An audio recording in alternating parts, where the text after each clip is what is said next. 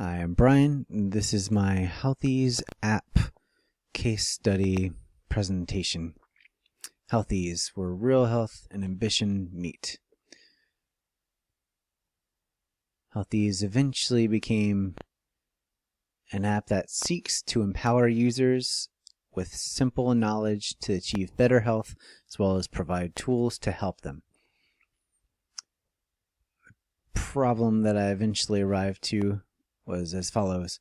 People value their health and wellness, but oftentimes lack vital knowledge and don't know where to go for basic health goal information. The solution: design an app that would give users personalized health goals through an algorithm, as well as connecting them to doctors and other healthcare professionals. The app will also have several tools that help them reach those goals. My role is sole UX designer. The scope included UX design, UI design, interaction design, and design thinking. And the time frame was March to July of 2021. Healthies was a fairly simple user-focused app that solved an unmet need for users, but the app did not start off simple and user-focused, however. I started off with a preconceived notion that I would make a one-stop shop app for users that would include a whole bunch of different features for a whole bunch of different solutions and problems. Not unlike Scrooge McDuck and his coins and his wealth, I wanted more and more and more. The design process started off pretty simple, but because of iterations and defining and redefining, ended up being a little bit more complicated, which is pretty usual for design projects.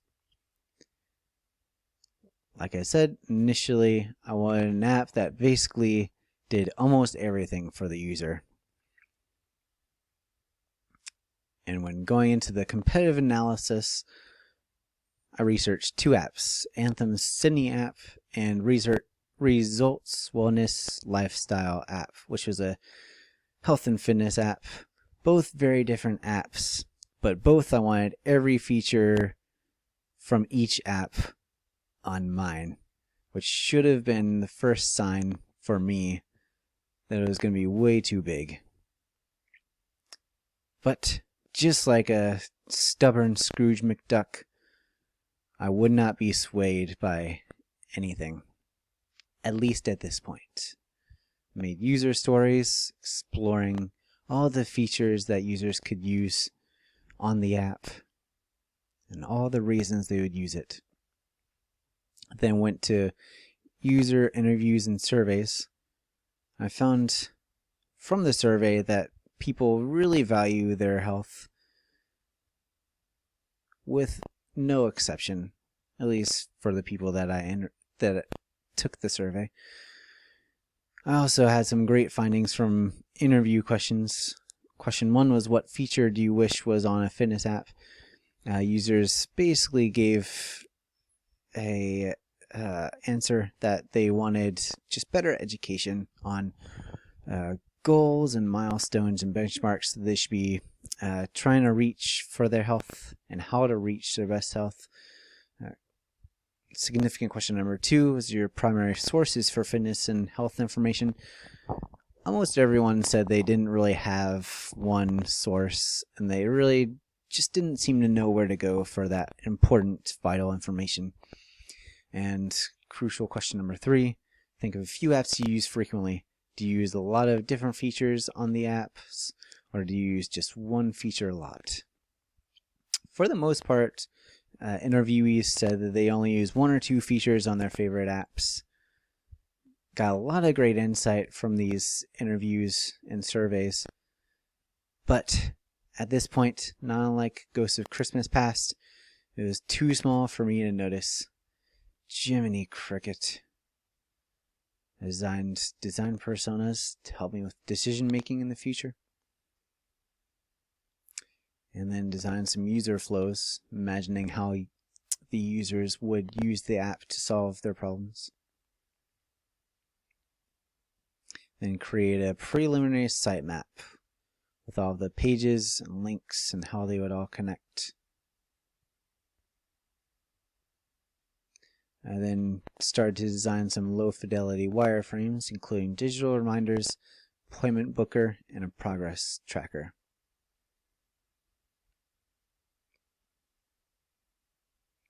Somewhere in between creating low-fidelity wireframes and mid-fidelity, I realized that I was kind of neglecting my personas and the interview findings. So I was inspired after going back and really listening, really seeking to understand them. I was inspired to create a new feature called Health Advice, which would generate personalized health benchmark recommendations based on their medical history, habits, and other information. Since interviewees wanted features educating them more effectively, I was confident that they would find a lot of value in this new feature. The redemption arc had begun. I then started user tests, and I found two big things. One being that test subjects, particularly my target Generation X age range, indicated enthusiasm about the Healthies app and its features. The bad news, though, is that testers stumbled every which way on navigation. They kept on getting confused and bewildered and lost. I compiled a rainbow spreadsheet to help me make sense of these findings. For the most part, the errors were basically them getting lost in the navigation. So this was a real turning point for me.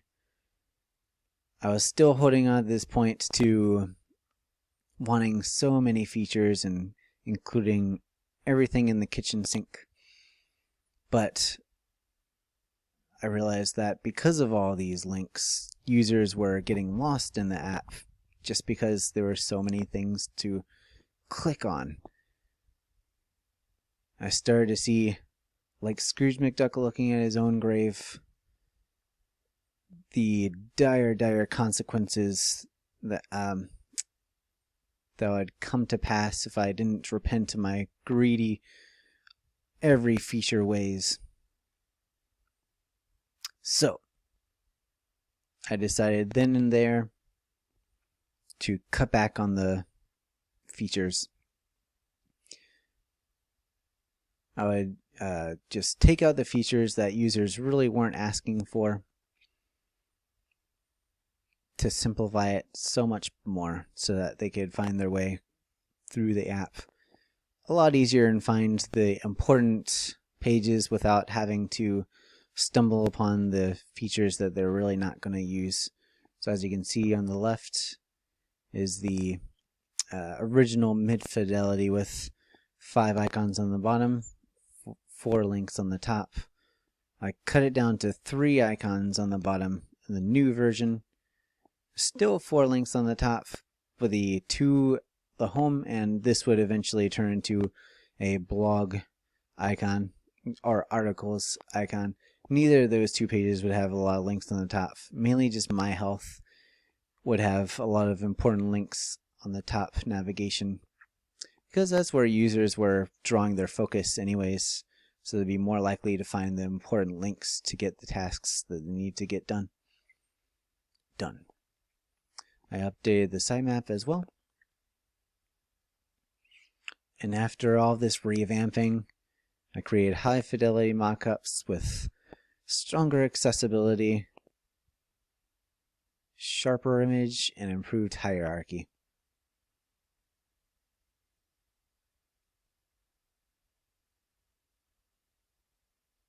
As well as prototyping it all together.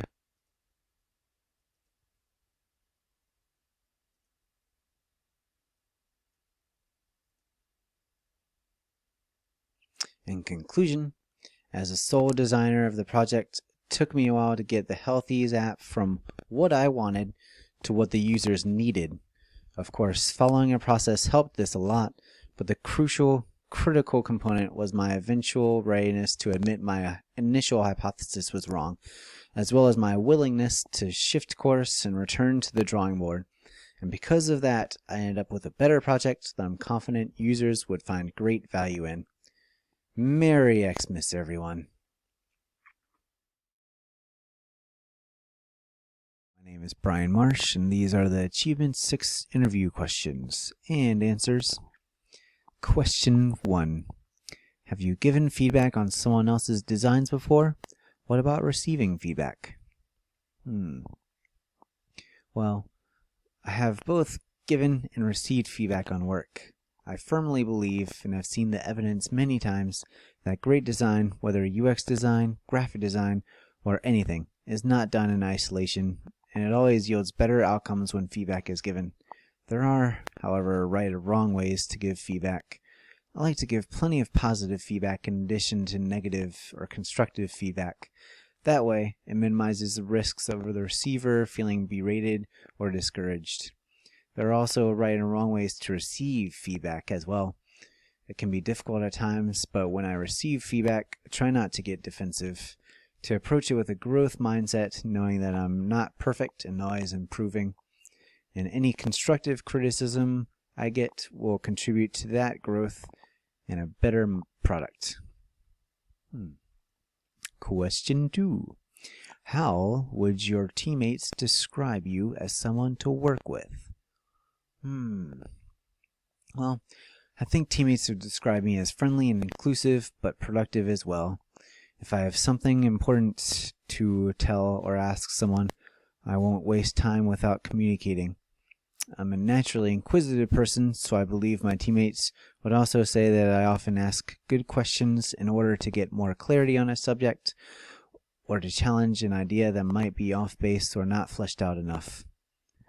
I also think my teammates would say I'm annoying, and that I barely ever partake in the donuts they bring in, opting instead to stick with my snack of carrots.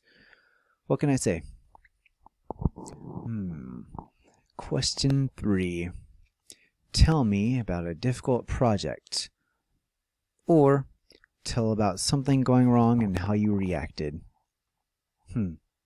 Well, a situation that often comes up as a challenge where I've worked is communicating with clients.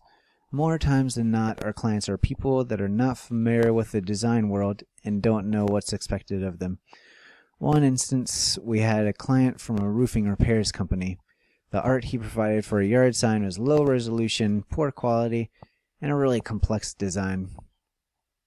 This would mean a lot of recreation time on our end and a difficult printing process if it would have included so many colors and details. So I tried to make it clear to him what we expected of him as a client with an established brand. But I learned early on to make things clear. It's important to talk with little to no jargon. It's also important to communicate not just what's expected, but why it matters to him as a client. I explained the need for a larger file and a simpler version that would look sharper and be more cost-effective for him. Once he knew what was expected, he provided a much better graphic, and he was very happy with the signs we printed for him. Question 4.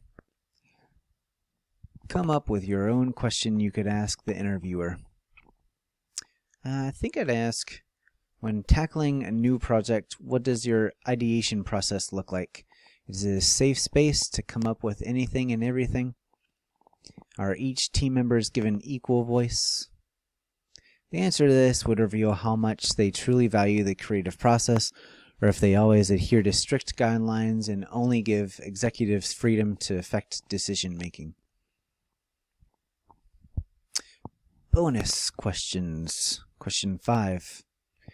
Can you explain an end-to-end UX design process?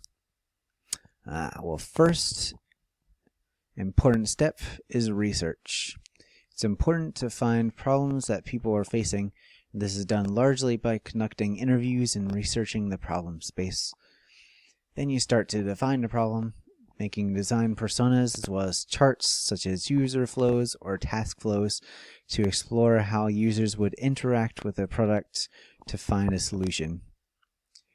You should have a solid hypothesis and problem statement at this point to guide future decisions.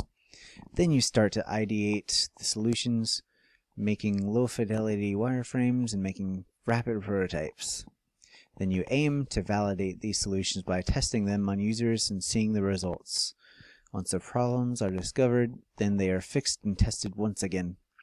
Once it's fairly polished, the design can be implemented and handed off to the developers. Of course, this whole process is not strictly linear, and iteration can happen at any point when necessary. Question 6. Do you have an opinion on flat versus skeomorphic design? This is a tough subject for me because my design style definitely gears towards the simple. I think there is a lot of elegant beauty and simplicity, so I find flat designs more appealing. I also think it can potentially be less distracting or overwhelming for users, especially if an app or web page has a lot of content on it. That being said, I think most people probably prefer skeomorphism for a couple of reasons. 1. People like design that imitates reality. If they see something giving off a shadow, it seems more tangible and real to them. If they see a button that appears to stick up a bit, it's more readily identified as something to press. 2. Skeomorphism is what's trendy right now. And I don't think designers should automatically conform to everything that's hot at the moment, but there is value to taking a cue from what's popular. People seeing the big companies, the trendsetters, and their designs. If your product reminds them of theirs, they'll see you as cutting edge. Either way, though, it's important to make a product look good, as users tend to trust a product that is more visually appealing, no matter what the style.